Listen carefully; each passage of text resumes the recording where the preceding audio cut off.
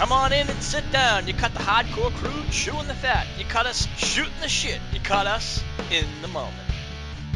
Andy, did you catch the pay-per-view at all? Or? Unfortunately, yes, and I watched Raw last night, which was equally as bad. Because both of them contain the fucking Undertaker. It just looks like my granddad walking in the ring, and after Monday Night Raw and the clusterfuck of, oh my god, him and Brock Lesnar having a feud, let's make it look like it's real. I mean, if you're going to make something like that real and waste a good 40 minutes on Raw, make the punches look fucking real. My grandmother could throw better punches than pair of them.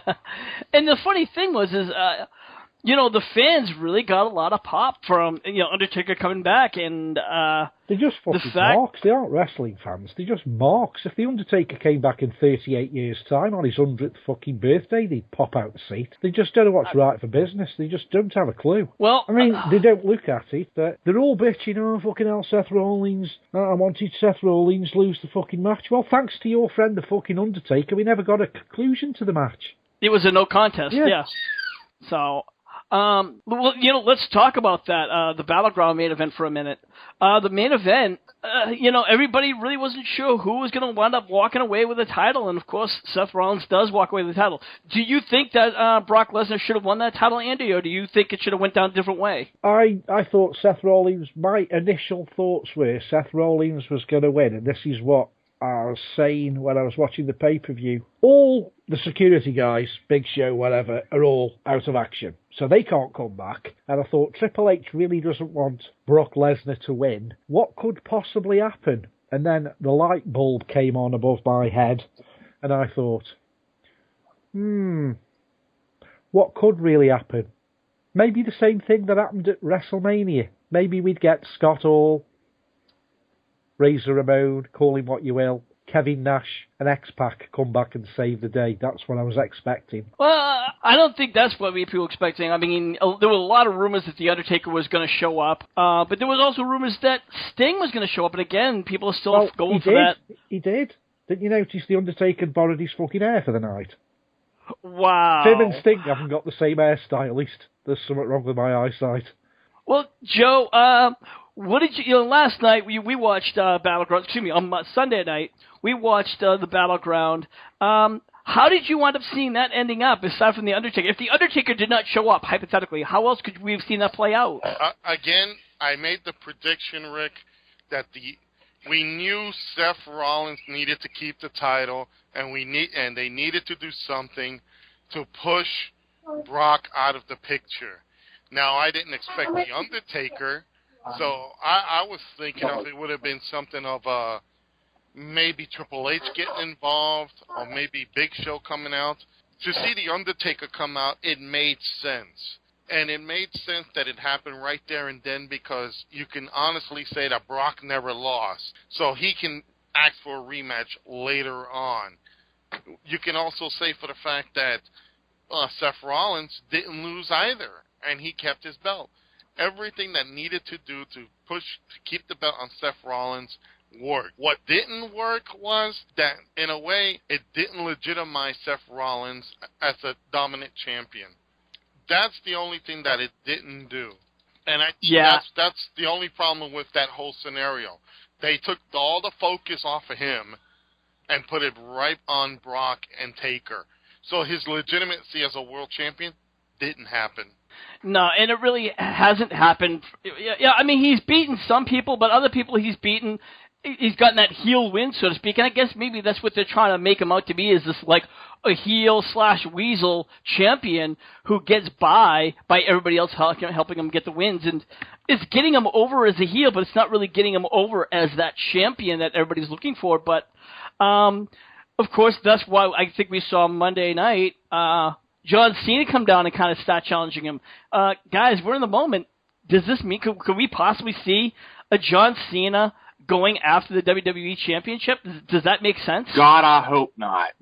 Yeah, Lance, you made that very good point, because right now he is the United States champion, and he seems to be, pushing that pretty hard.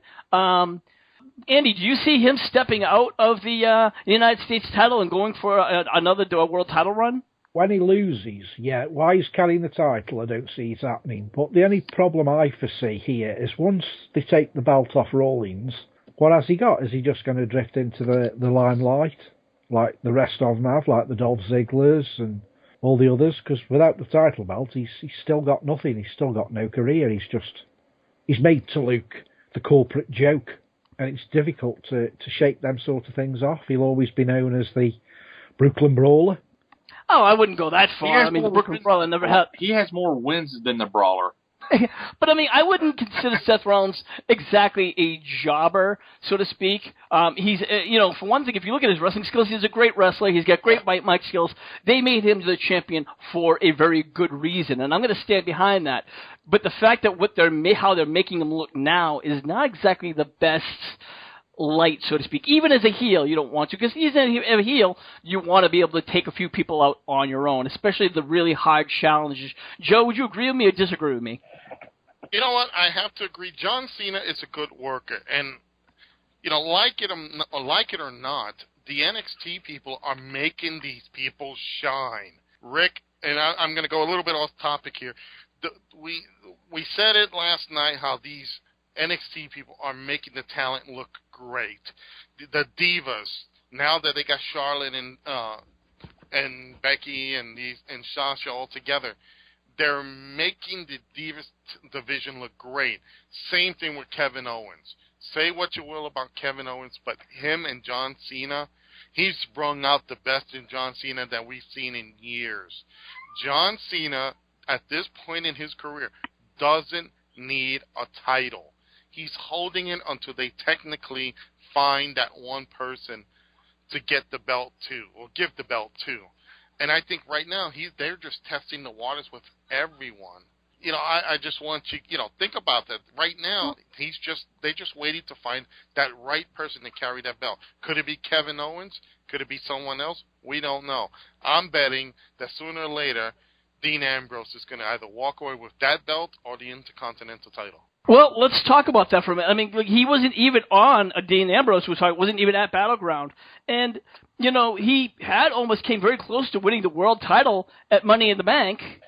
And then he kind of slipped out of the limelight. And I think for him to go get another United States title reign, and keep in mind, the last time he had that, he was with the Shield, and all he really did was just carry the belt around. He didn't really even defend it. He defended it maybe once out of like the 7 months he had it. Forgive me if my timing is off a little bit there, folks.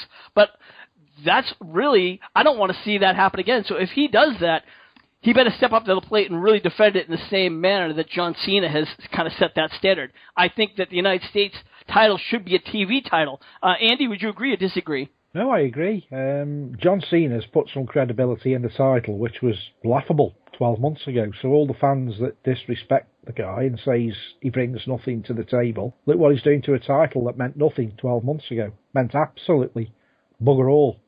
Lance, I know you are a lunatic fringe fan, as I am too. And now let me ask you this. Do you think if he captures the United States title, do you think he's going to be able to keep it at the same standard that John Cena has, or do you think he's going to go and take it a different direction, or is it just going to fade back into nothingness? It would have to take it in a different direction. Still do crazy as he would definitely defend it more than once every 6 months, because that Dean Ambrose and this Dean Ambrose are two different characters. All right. That's fair enough. I don't, like you said, maybe not an open challenge, but for him to defend it enough would be great. Yeah. I'd like to change courses a little bit, guys. Lance brought this story to me a little bit earlier tonight, and apparently Ring of Honor has a bit of a beef with Global Force Wrestling.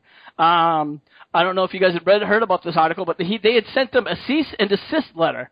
It said that GFW was infringing upon Ring of Honor's brand and radio and television ads to promote this Friday's GFW television taping in Las Vegas, Nevada. Reports claim that GFW ads have been referring to, and quote, the appearance of ROH stars at the event. ROH runs Death Before Dishonor on the internet pay-per-view the same night as Baltimore. So the odds that ROH talent appearing in a GFW show isn't likely. Joe, what do you make of this? What it really boils down to is just Jeff Jarrett trying to use everything in his power to steal the fans away from from Ring of Honor, because he knows they're also on the same channel as TNA. So anytime you can get more fans to pull away from another promotion to your promotion, it's gonna happen. It's more bang for the buck for you. Like for me, if I can get more fans from to stop watching other companies and come to my company, then I'm making more money. I'm sorry if that sounds cruel, because there is no cooperation in professional wrestling. Never have and never will be. It's that constant thing of, we're here to make money. And Jeff Jarrett knows he needs to pull as many fans away from anywhere, because pretty much his company is kind of a TNA rehash, and he needs to pull these people by using TNA's television and Discovery or Destination America's time. So is it a wrong thing to do? No. Is it something that it's going to help him? Maybe, maybe not. Is this thing going to be, is it going to go to the courts? Possibly. You never say that Ring of Honor, WWE, TNA fans, whatever, you do not say that these stars from other companies are coming to your company for a show. You have to put the little hashtag former Ring of Honor. And again, you don't even do that when it comes to television, because then you're really infringing on somebody else's product. And I can see that. I can see Jeff Jarrett getting in real trouble with this. Is it going to be serious trouble? Nah. He'll just change the ad. But, yeah, I think Jarrett's trying to pull out every rabbit out of a hat right now to keep his company afloat. All right. Lance, you brought this story to my attention. What are your thoughts? I think Jeff's in trouble if he keeps doing that, because, like I said, that's not the best. One, you can't get in legal trouble, and two, that's kind of a cheap way to get people interested in your company, isn't it, Joe?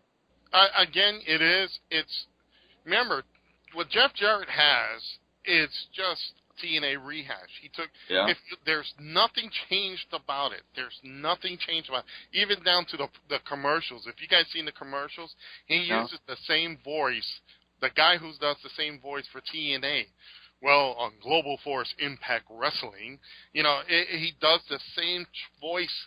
He does the same promos that they did for TNA. So what he's trying to do is trying to get a name for himself and the company. So if you can use, the TV time from TNA and sneak in a little commercial right during Ring of Honor, then hell, it's by all means. Here's a surprise to you. At one time, independent promotions that were running in New York City, they were called the Urban Wrestling Federation, if I remember. They purchased commercial time on a Raw show. So when fans tune in to see Raw on TV and USA Network, they got to see this little indie commercial. Did it help? Did they bring in people? Not really, but it got their product out there, because their product stunk. But the thing is, anytime you can do that and you can try to steal some fans away from another company and you can get them, hey, that's a bonus on you. So that's not surprising.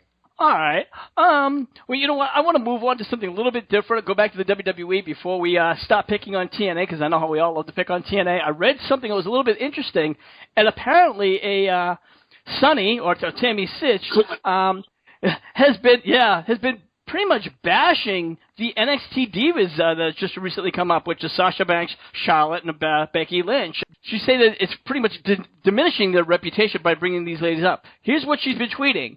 Okay, who else thinks these two new red, purple, and orange redheads in the Divas division are butterfaces? And Charlotte, Ashley, really has in-ring talent. She also said, I've never been a fan of women's wrestling. Leave it to the men. And that's just my opinion. Andy, I don't know. It sounds to me like she's got a little bit sour grapes there. I don't know why she's bashing other divas for doing what she did 15, 20 years ago. I mean, I suppose it saves her bashing herself for a couple of bucks on webcam, but I just don't know why she thinks anyone gives a shit what she says. She's not relevant anymore. She's ruined what career she had by what she's just done in the past. Well, the problem is that, she is a Hall of Famer, and she does have a following, despite her reputation. Joe, what are your thoughts about Sonny's or Miss Sitch's comments? You know what? She's just jealous because there's a new generation of women wrestlers. And, okay, I admit that some of those divas are a little bit hard on the eyes, especially Charlotte, who looks like Ric Flair in drag. But you cannot, and again, this is a shocker for me, you cannot deny their ring skill. And, especially their showings on the pay-per-view and Monday night. I was one that always turned away from the Divas division. I was like, that's a piss break, that's going to get a sandwich, that's taking a dump match, that's something that you don't want to even watch. Now, by having these NXT girls on there, it's interesting. It's surprising. So I think Sunny is just a little bit, I see the jealousy bug biting her, and she's just upset that these girls are getting more limelight than she does. Remember, she's still looking to do porno, so Vivid might be doing his Never Sunny in her backyard. Oh, well, I don't think that would be a DVD we'll be picking up. Lance, your thoughts on Tammy Sytch, and, of course, your thoughts on the latest NXT call-ups. Well, I'm happy that the 3 of the 4 horsewomen have came up. I'm just sitting here trying to think. She's talking crap about these women wrestlers, right? So, my question is, can anybody else remember a Sunny match? I can't think of one for the life of me. Somebody who has not wrestled a match, but a valet, should not be talking trash about in-ring talent. I think in her later career she did do a few matches, although, again, they weren't memorable. Yeah, I think she did a couple with Legion of Doom. And they were like mixed tags, but I don't think she ever really was a dominant diva. She was eye candy for the most part. She was Lana, who, by the way, is trying to be getting into shape. I guess she's going to be grooming her for wrestling. Not to jump off the subject, but I think Lana actually has a lot of fighting skills and wrestling skills, and they just, for some reason, WWE has just chosen not to, because they want to keep her as eye candy. Can I have a little rant about our friend cowboy hat wearing Mr. Bradshaw? Oh, sure, absolutely. A lot of people, I've been looking at a lot of people saying just how good Bradshaw's commentary is, and this, that, and the other, and I'm thinking, am I listening to the right person here? Because I just think his commentary skills are about as much use as we say in the UK, a chocolate teapot or a sponge hand grenade. He's just absolutely diabolical. One comment I picked up on Monday Night Raw, and I nearly fell off my chair, and I've got to throw my 2 penneth worth in the mix here. Quote, John Bradshaw, "Oh my God, he's Brock Lesnar. He's been undefeated in the WWE ring for 2 years. Yes, that's 2 years. Big fucking deal." Yeah, and I think, the reason why they made that comment, they were pushing that angle because they knew that The Undertaker was going to show up, and I think they're grooming for that. Beat himself off, let alone beat Brock Lesnar in the real world. I mean, if they give Brock Lesnar a loss against The Undertaker, wrestling has gone to the shits. Well, I'm going to tell you something, guys, and I want to talk about this a little bit. Since, Andy, you did bring that up, and we're kind of coming back full circle to the Undertaker-Brock Lesnar story. And I'm going to tell you, I think at SummerSlam, we are going to see The Undertaker do just that. Defeat Brock Lesnar clean. Joe, would you agree with me or disagree with me? I definitely agree with you. It's a way of giving back The Undertaker, kind of not his legendary streak back, but the win that he deserves. And also, this will probably give Brock the time off to do more MMA fights. So, there's a lot of wins in here. Everybody doesn't see it yet. The wins are, one, for the older fans, the nostalgia of seeing The Undertaker. Okay? Giving The Undertaker his win from Brock gives him kind of redemption, gives Brock another high-profile match. Again, a win there. At the same time, it takes these 2 individuals away from Seth Rollins and the world title. So now the world title can be basically defended against anybody. Are we looking at the best scientific match? No. How I will book this match between Undertaker and Brock Lesnar? As a shoot. I will have Undertaker trying to bloody and beat the guy up, and I will have Brock Lesnar not kind of cripple Undertaker, but kind of hit him back. In fact, I will book it as an unsanctioned match, just to make it that more spectacular. All right. Andy, after hearing all this, your thoughts, and I mean, again, Undertaker beating Brock Lesnar at SummerSlam. I could possibly see that happening, and you really think it's going to go to the shits? You don't see that happening at all? I don't want it to happen. I know it's going to, but I don't want it to happen. But thanks to the Undertaker appearing at Monday Night Raw, they've now got a new little slot which will be in the Botchamanias, is it called? How's that? Well, for those of you with DVRs, and I'm sure most of us do actually DVR the WWE, please go to Monday Night Raw. Please go to when The Undertaker rolls his eyes like he always does and shows us the white parts. Now, for 20 plus years, I've been well impressed. I've even tried to do it myself. Unsuccessfully, I can't do it. Neither can he on Monday night. Give it up, Undertaker. You can't even roll your eyes back anymore. Lance, your thoughts? Well, from what I saw Monday, I'm actually a little bit, they've got me a little bit excited about this angle they're working with Lesnar and Taker. Just a little bit. Because it's one of the best starts to a Rob feud in a while that we've seen. But yeah, I agree with Joe. We definitely need some sort of stipulation for SummerSlam between these two guys. Be it street fight. Actually, I was going to say Hell in a Cell, maybe. Somehow work the MMA stuff in there a little bit. Maybe, I don't know, something like that. That is a very good idea, and I do think they'll give it the win to Taker. You know, and another thing I'm going to throw in, too. I think what needs to be done in this case, they need to enforce a lot of what is being, needs to be done between these two. They have to keep these two separated. For God's sakes, let's not blow this. You know what, Joe? I agree with you, and you know what? I don't think that's going to be too hard with people like Undertaker and Brock Lesnar, who honestly aren't on Raw each and every week.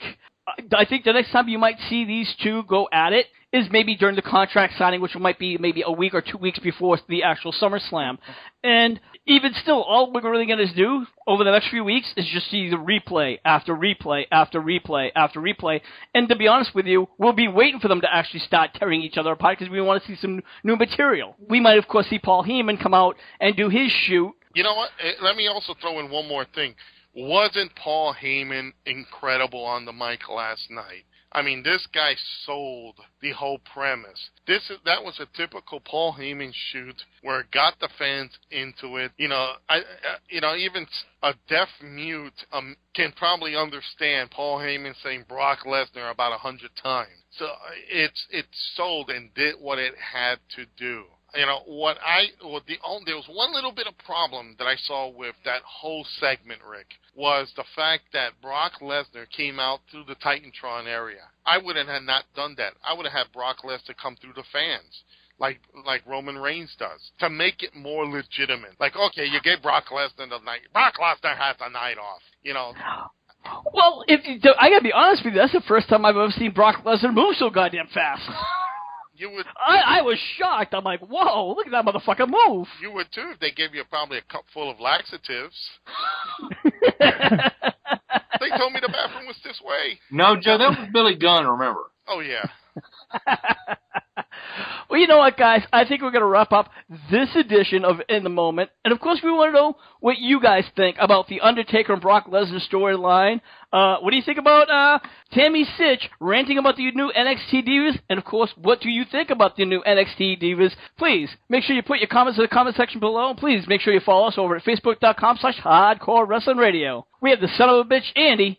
Andy, we're going to want to find you. What do you got going on? You can find me at www.stokehaunted.com, and there's loads and loads of stuff for you to have a read and look at and download and whatever on that page. All right. We have the classic wrestling manager, Joseph Knight. And Joe, you've got a big event coming up next month. Why don't you tell everyone about it? Oh, sure thing. Well, first of all, fans can follow me on Facebook at facebook.com, Joseph Knight Manager. You can follow me on Twitter at JKnightCWA. You can follow the Classic Wrestling Association, my promotion, and that's on ClassicWrestlingAssociation.com. On Facebook, you can also follow us on Facebook.com, Classic Wrestling Association. You could follow also our YouTube page at The Classic Night. But we have on August 29th, Saturday, for you New Jersey fans, if you're in the Boonton, New Jersey area, at the Boonton Elks Lodge, we have Summer Bash. It's going to be a big night for us. We have a lot. We're doing the cruiserweights qualifying matches for the title at our next show. You're going to see a